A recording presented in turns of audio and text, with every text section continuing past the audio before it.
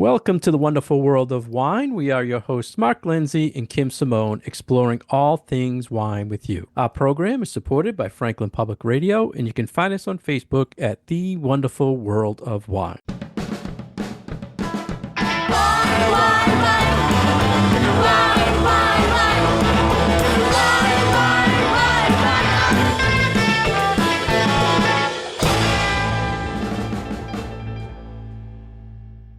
Hello again, everybody, and welcome to the wonderful world of wine. How are you today, Kim? I am well, Mark, and Happy New Year. Happy New Year, everybody. We're again doing our traditional New Year's show, and I think maybe this is the third year now, we're talking bubbles for New Year's, and the way we like to talk bubbles is I find articles all year long about sparkling, bubbles, champagne, whatever bubbly in the world, and I store them up all year for this show, and I send them to Kim, and I said, these are the topics I found. We're going to talk to the listeners and prepare them as they are celebrating New Year's with some sort of bubbly. Hopefully, maybe some of these topics will come up for discussion when they're gathered with friends, Kim, and give them some advice on the bubbly from the bubbly queen on New Year. Love my bubbles. First, this is our last show of 2024. Kim, we had a great year. People might have noticed lately, we've been doing a lot of interviews. We had some really great guests this year. Fun to do, and we were lucky to get some really popular people in the wine world, so we're very appreciative of that. We had, again, a nomination for a podcast award, which a lot of listeners might not know if you're listening on the radio, that we run this as a podcast. And for the fourth year in a row, Kim, we were nominated. We did not win it, but we were nominated, which is a good honor in the podcast world. We started a few new things. We are supported by the Franklin Public Radio and Franklin TV, but we started our own 24/7 internet radio station on Zeno.fm. If you want to listen to us nonstop, Kim, you can all Kim and Mark all the time. Yeah, all the time. You can find us on Zeno.fm. You just search The Wonderful World of Wine. It has a podcast and a radio section. And we also started a TV show 24/7 on the internet with Stream. And it's STRIMM.com. And you just search wine and we come right up. We put all of our past episodes that are fed from our YouTube channel. And the days the show airs live, Wednesdays and Saturdays, we put that episode that we're featuring that day. So lastly, Kim, we were busy this year. We are now on Twitch, which I don't really understand what it is, but our show is on there. The show that we run during the week gets run there, and you can view all past episodes on that. So a big thank you to Franklin Radio for putting up with us all year and letting us do this content, and for Kim always putting up with me, making the schedule and reaching out to guests and guests that put up with us. And I feel like you do the hard work, Mark. Well, I just get to chat with you about wine. Yeah, we put out what we can, so it's been fun for the year. But let's talk bubbles. So all right. I was telling Kim, I sent her like 18 stories that we're going to just briefly tell you where it's from, what it's about, and Kim's going to give her a sparkling bubbly queen 2 cents on it. So these tips may help you New Year's and celebrating, or they just be some interesting trivia you might use at some point in your life. If you're geeky like us, you will. The first article, Kim, was from thepeakmagazine.com, talking about something I've never tried, saying Turkish sparkling wines are getting popular. What do you think? Any feedback on Turkish sparkling wines? Seen them? Tasted them? I have never seen a Turkish sparkling wine. I would say that the newest, maybe not newest, but the styles and the countries of sparkling wine from this part of Europe, from the eastern part of Europe, that I feel like are on people's radar a little bit more are Armenia and Croatia. So those are a couple of countries that have been making a variety of different styles of sparkling wine and are something a little bit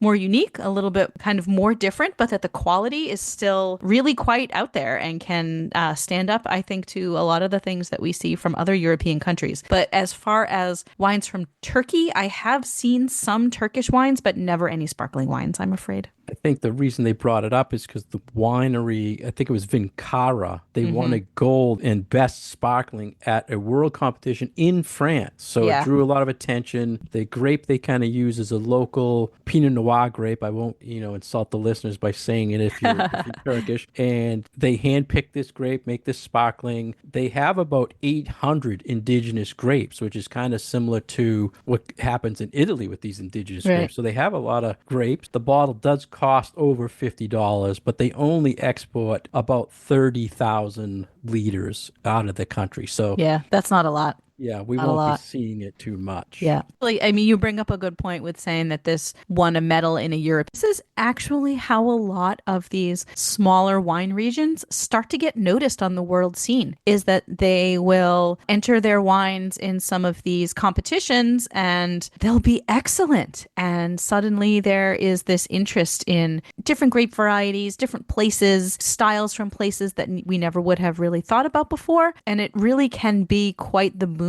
for maybe a smaller wine industry. So I thought that this was fascinating, even though it's not necessarily something that I have had the chance to taste. So next, Kim, there was an article in IWSI, I don't know what the abbreviation stands for, .com, and just saying what's next for the U.S. sparkling wine market and saying there's been some slow growth, but you'll probably like this, Kim, that a quarter of all U.S. adults consume sparkling wine. And there was an increase from 10 million people to like 17% of the people now. It's an increase. Yeah. So it's interesting, when we talk about sort of market trends and consumption and who's buying what and what styles of wine are more popular, less popular, there has been a real downward slope for wine purchasing and wine consumption this year, but sparkling wine has held steady and maybe even gone up a little bit. So it is a category that is on, I would say, from a getting financial perspective, a little bit of a healthier path than some of our other styles of wine. So I am happy to be sparkling wine proponent, and that it is something that doesn't seem to be suffering as much as some other styles of wine are, at least for 2024. It's 12% now, the total wine category, the volume, up from 8% in 2020. So it's rising, and it's really dominated by Italian sparkling wine, Prosecco. Yeah, that whole Prosecco phenomenon is still holding pretty strong. Like, especially in the United States,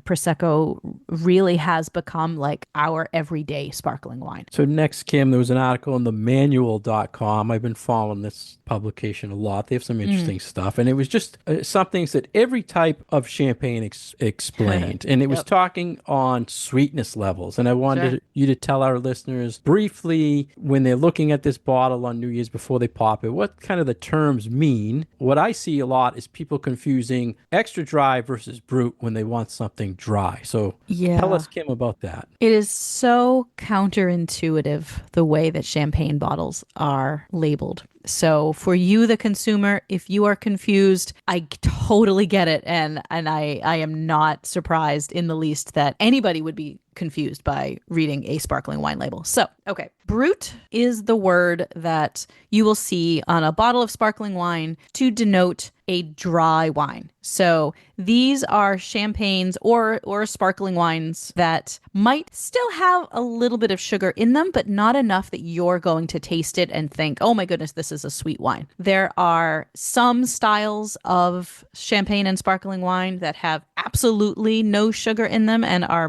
bone dry. But for most people who are looking for a dry style of champagne, look for something that says Brut on the label. And especially for true champagne from France, they have to put a dryness or sweetness level on that label. So you will always see words that are indicating how much sweetness are in that bottle. So overall, Brut is going to indicate to you that this is a dry style of champagne. It is not going to taste sugary or sweet to your palate. It has to have below a certain amount of sugar in grams per liter in that wine. If you want something with even less sugar, like pretty much nothing in there, look for bottles that are labeled Brut Nature. or it says Brut Nature. Those are the driest ones that will be out there on the market. They might have a gram or two of sugar. A lot of them have absolutely nothing. So if you want really, really, really bone dry, for whatever reason, those Brut Nature labels on a champagne or a sparkling wine bottle are going to be those driest of the dry. Where it gets confusing is the quote unquote extra dry labeling, because you would think by something's telling you that it's extra dry that it is really, really, really dry. It's not. It's the opposite. Extra dry actually has a little bit more sugar to it than Brut does.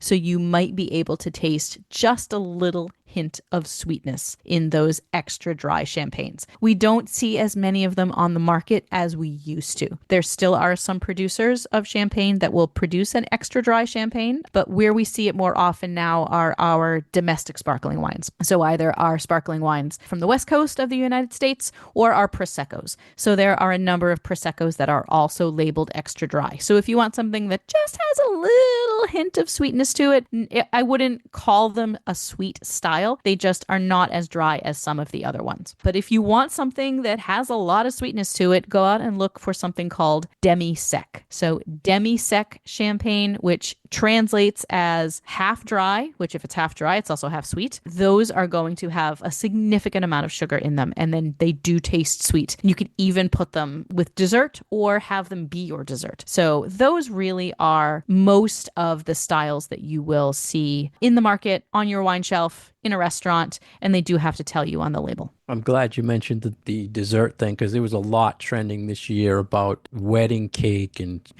bubbly, and how people it's the most horrible match because they're using inexpensive dry champagne and they want to serve it with cake. Yes, When- please like don't you do said. it. Yeah. Please don't do it. Get sweeter styles for your desserts, please. Yes. Both as the champagne expert and a baker. Please don't do it. You're going to ruin them both.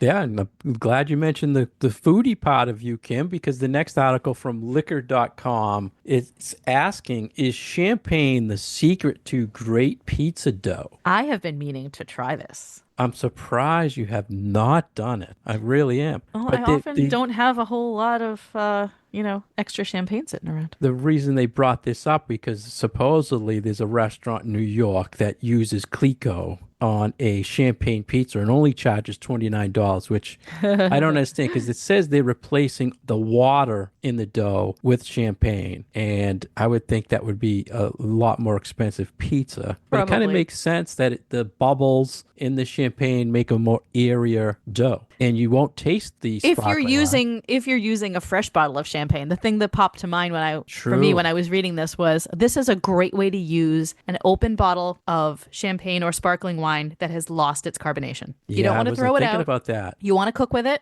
and sometimes I do have, bottles of bubbly that maybe were sitting on my counter for a couple of days and have lost their sparkle. They are now just the equivalent of a dry white wine. And I actually cook with them a lot. So when I have an open bottle of champagne, maybe left over from a class that we didn't get around to drinking all of, I just add it to my collection of cooking wine that I keep on my counter. So yeah, just for having wine to cook with, that would be fine. I think one of the other things that maybe is in play here is that, especially for French champagne that has been aged for a while, the wine itself has a lot of like a yeasty character to it. Like if you stick your nose in the glass, sometimes you'll get these aromas that are reminiscent of bread dough. So that would work really well as, maybe a flavor enhancer in your bread dough recipe. So it wouldn't just necessarily have to be pizza, but any kind of yeast dough would probably, get a little bit of a kick from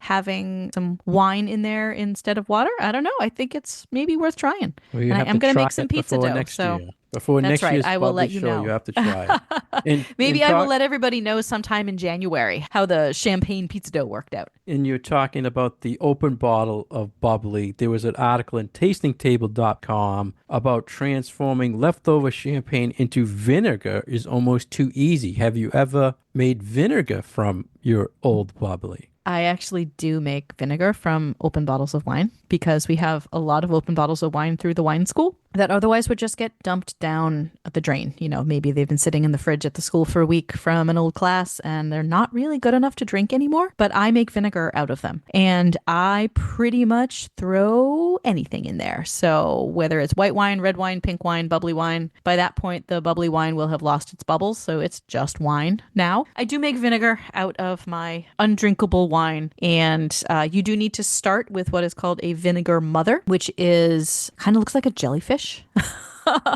But it is what converts the alcohol in the wine into acetic acid. So it eats the alcohol, and that is why when you have vinegar that is made from wine or vinegar that's made from beer or vinegar that's made from sake, it's not actually alcoholic anymore because the mother has consumed the alcohol and turned it into the acetic acid. So that, that acid that we have in vinegar. Yeah, I don't think the article even mentioned that. It was just saying cover it with cheesecloth, put it in a cool place. 4 weeks later, yada yada yada. No, it's not going to work that way. Yeah, you need to add a mother. I don't recall unless I just totally missed because I would have remembered that mumbo jumbo there, Cam. Right? Yeah, no. The article just says just put it somewhere and don't let it be disturbed. That's not necessarily going to happen. Huh. But it did say using sparkling wine or champagne would give it more floral taste to the vinegar. Yes, I can imagine that. Sure. Yeah, because you get the character of whatever it is that you make the vinegar out of, which is why like malt vinegar tastes very different from white wine vinegar because you're starting with beer as opposed to starting with wine. So sure, it absolutely does take on the character. I love champagne vinegar. I use it as a specialty vinegar in some of my recipes. It is delicious. It really is very good. And it's different. You're right. It's lighter. It's a little more floral. It's a little more fruity. All these different vinegars made from different base beverages will all have subtle differences.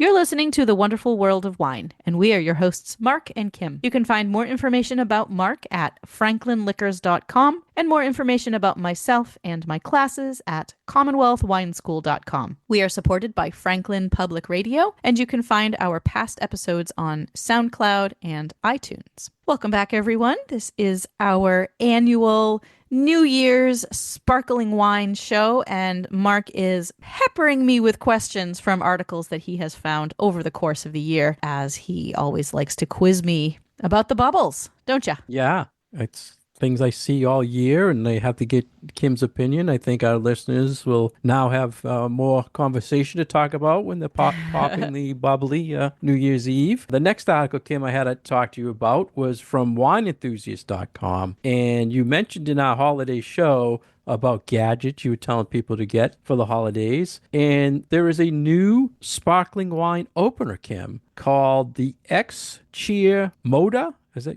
how you would say it? Moda electric Moda, I sparkling think. Yeah. sparkling wine opener. And I saw this a long time ago and I thought, I have to get this because people in my house, anytime there's a sparkling wine to be opened, they make me do it. Because they're so afraid. People are afraid to open these wines. And this gadget is made to help with that. I'm always the bubbly wine opener as well. I'm kind of torn because I don't really feel like you need a special tool to open sparkling wine. Sometimes for Prosecco, there are corks that are really hard to get out of the bottle, but I feel like overall it's pretty easy if you have your technique correct to get a cork out of a bottle of sparkling wine. First, I was thinking, well, you have to take the foil off, you have to take the cage off the cork, and then, of course, you always tell the listeners you put your thumb on the cork so that doesn't pop out or your right whole away, hand. That's right. You gotta keep at least a digit over the top of that cork. How does this thing work? But that's what they recommend. You take off the foil, you take off the cage, but you put your thumb on the cork, holding the bottle, and then you put this gadget over the cork. You remove your thumb, you put this gadget over it, and instantly, like electrically, takes out the cork. And to your point, Kim, why would you want this? They gave 6 reasons to buy this $100 gadget, saying that by using this, it gently removes the cork. No major pop. But you can do that with your own hand. Yeah, true. Yes. Second, it says it's quicker to open. Third, it says it's easier on the hands, no struggle. And a lot of times we've talked about this in the past where we get that one bottle where, you're turning red head trying to get the cork out because it's in Yeah. there so good. I And can, they do mention that maybe you have arthritis or you don't have a lot of strength in your hands. That one I'll get behind. You might have an issue with your hands where it really is painful or you just don't have the ability. So, okay, I will concede to that one. the next point they say why you want this is because it comes with a champagne stopper, which you already have anyway. That's So, right. yeah, it's first of its kind gadget, and it also will uncork 180 bottles on 4 AAA batteries or AA batteries, whatever. So you get a lot of use out of it. And I would really have to try it to see how easily and how fast it works and how safe I would feel exposing the cork and putting it over there to trust my family to use it on their own type of thing. So, but another gadget, we love gadgets. Well, you and your gadgets. It was in the holiday show you talked about what was the name of that kind of press thing? Ito. ETO. So Mash.com was saying the best thing for leftover bubbly is the mason jar hack. Mm-hmm. And this was basically saying, you read this whole article, it says, we'll use this mason jar to store your old sparkling wine because you don't have a stopper in the house.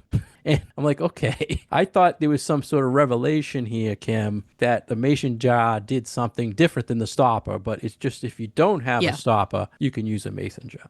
What I will say for this idea, however, the screw cap for a mason jar actually would be a safe way to preserve your bubbles. And the nice thing about mason jars too is that they come in a variety of sizes. So if you have the small ones that are, I think they're like a cup and a half, and that's how much champagne you have left over, and you pretty much fill up that mason jar and then cap it, you have much less headspace. So there's a lot less room for those carbon dioxide bubbles to disappear out of solution. So that's actually not a terrible way to retain the bubble. And as long as you're only keeping it for a day or two, you're not going to build up so much pressure in that jar that it's going to explode. And mason jars are pretty sturdy anyway. These are what we do all of our home canning in. So they have to be thick enough glass that they can withstand the pressure in like a pressure canner, a pressure cooker, things like that. So I actually kind of think that this hack is not such a bad one. And I was thinking of that. Will it keep the bubbles? I wonder if it actually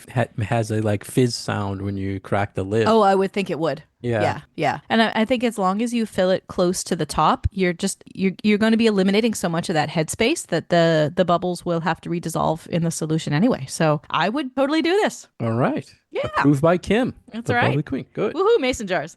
All right. Next, drinkbusiness.com talking about sparkling wines from Uruguay. And we talked earlier about Turkey now making sparkling. Yep.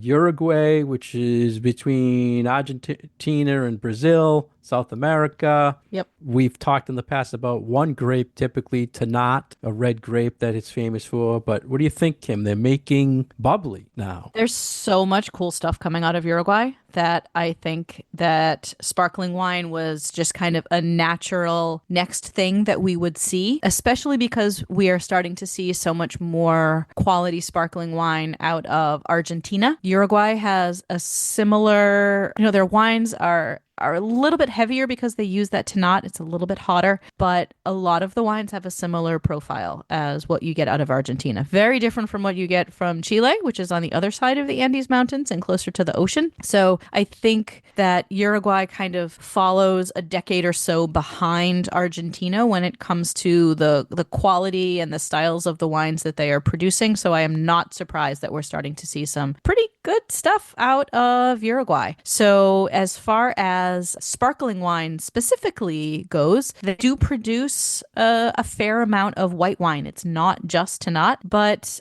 you can make sparkling wines out of red grapes as well. But their sparkling wine production, anyway, seems to be more based on Chardonnay, which is very traditional grape variety for sparkling wine. It's the white grape that we find in Champagne. So I think for people who are looking for something new, maybe something trendy, and kind of keep in their mind on the future of what styles might be coming out, I think this is definitely one to be keeping an eye on. Yeah, they do say they now have 162 wineries. They have the climate and the soil for sparkling production, but they consume 98% of it. Yeah, they drink locally. most of it down there.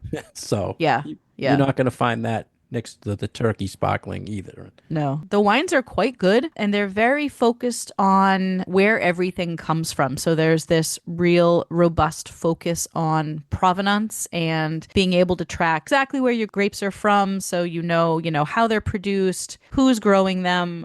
They do the same thing for a lot of other food products as well. So it started out as part of their cattle production and their beef production, where like down to the cow like where your meat is coming from, and that has moved over into the wine industry as well. So we see this real focus on knowing exactly where your wine is coming from, who made it, what's the environmental impact on that bottle of wine. So there's a lot of really interesting things going on in Uruguay. So next, Kim, is a real geeky topic I've always wanted to ask you, especially since you had your official champagne training. Foodandwine.com had an article. Here's exactly how many bubbles are in a glass of champagne. And I had to ask you, when you were getting the official champagne education, were they talking about this number of bubbles? This was actually so when we went and did our champagne training, a big part of the education, or let's say the educational, what's the word I'm looking for? Not focus, but the methodology was on making it fun,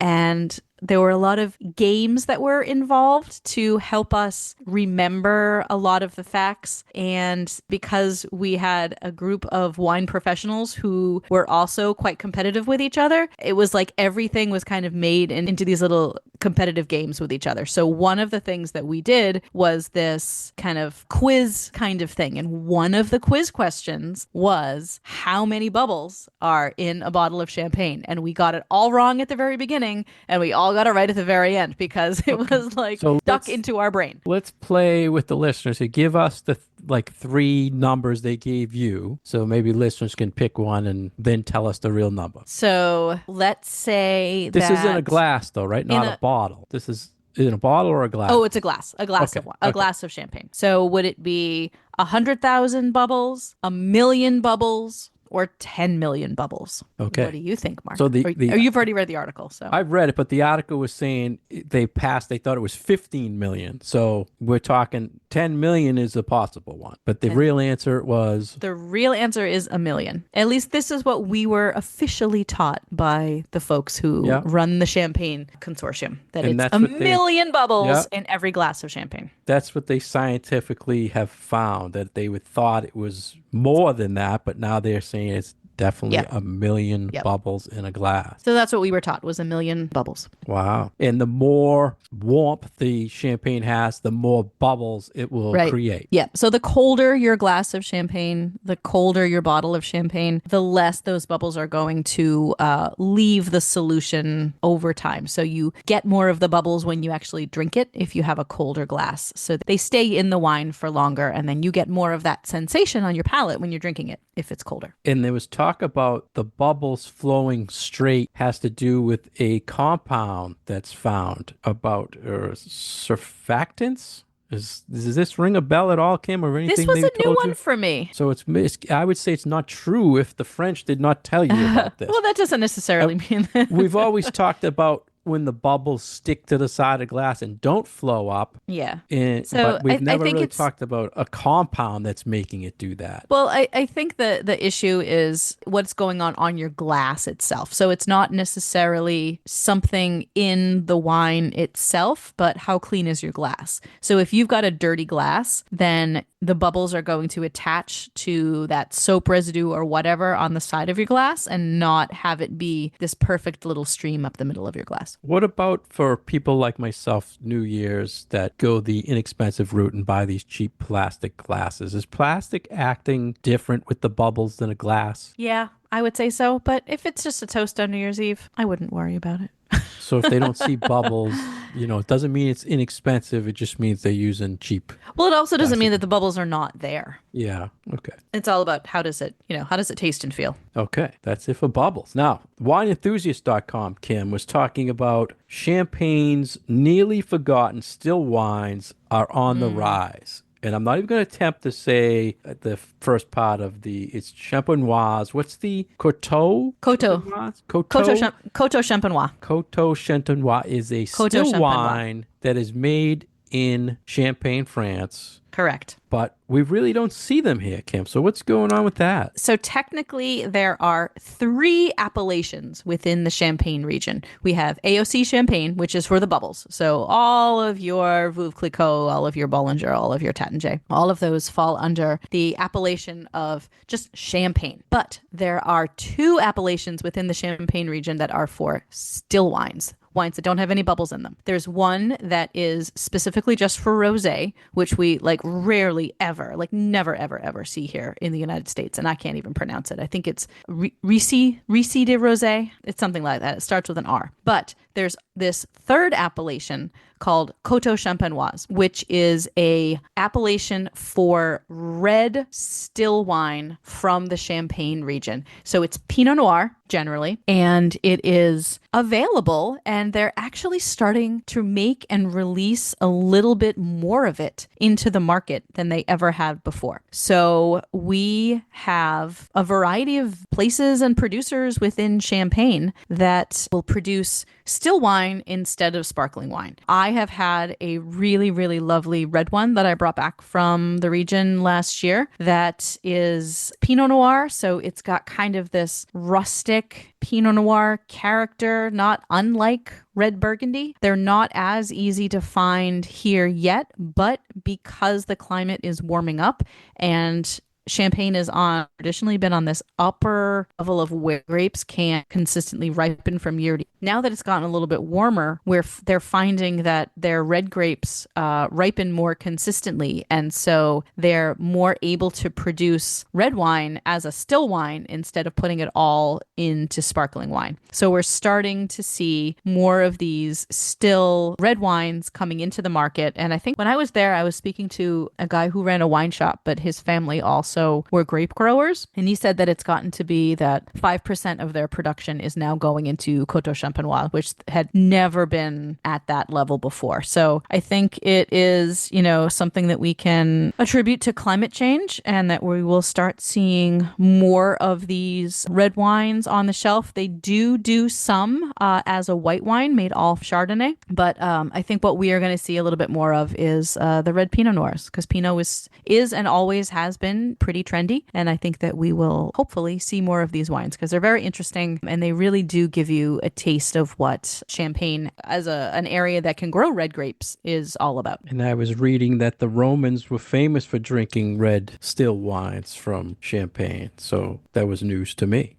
All right, Kim. So the last one I want to ask you, I had more, but I'm going to pick the one to finish with. An article from the glassofbubbly.com, which is a sparkling wine magazine. And they talked about champagne and pasta pairings because every October 25th now is not only Champagne Day or Kim's Day, but it's also World Pasta Day. So they said, hey, let's pair champagne with pasta. So Kim, what did you think? Have you ever done this? I know when we had our Thanksgiving show, surprisingly, you never paired beer with pasta. How about bubbly with pasta? I would totally do bubbly with pasta. What did you think of their recommendation? They talked about bolognese with rosé, sparkling rosé. When we talk about food and wine pairings, specifically for champagne, the same rules apply. You want to be looking at the weight of the food and the weight of the wine. But overall, champagnes are going to be a whole lot lighter than most other wines. So the darkest thing you're going to get out of champagne is a rosé champagne. So rosé being the heaviest, the weightiest, you can put that with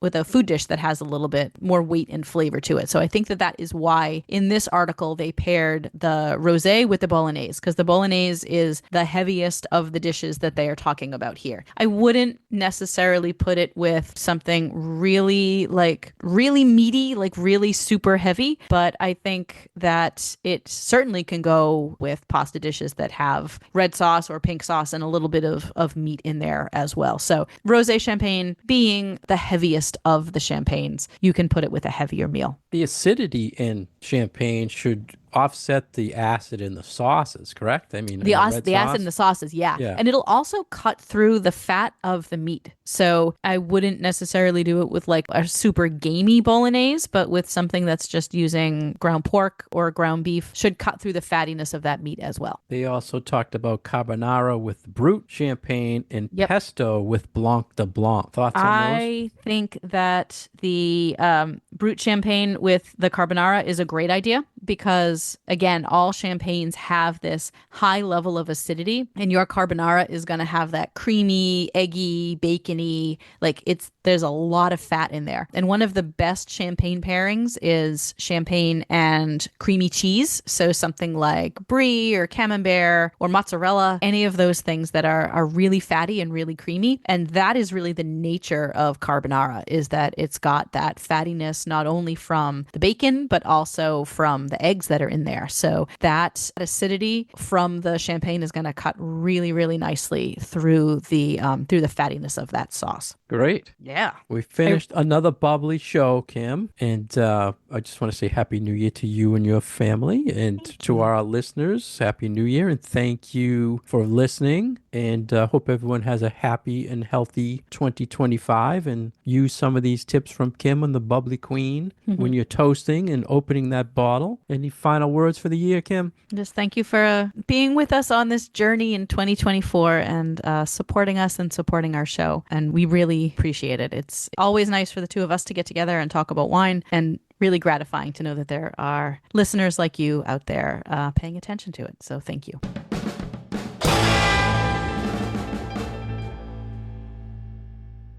Thank you for listening to us today on The Wonderful World of Wine. We've been your hosts, Mark Lenzi and Kim Simone, exploring all things wine with you. For more information about Kim, you can go on her website, commonwealthwineschool.com. For more information about myself, you can go to franklinliquors.com. Our program is supported by Franklin Public Radio. You can find our past episodes on SoundCloud and iTunes, and you can make questions or comments on our Facebook page, The Wonderful World of Wine. Happy New Year. Cheers. Wine, wine.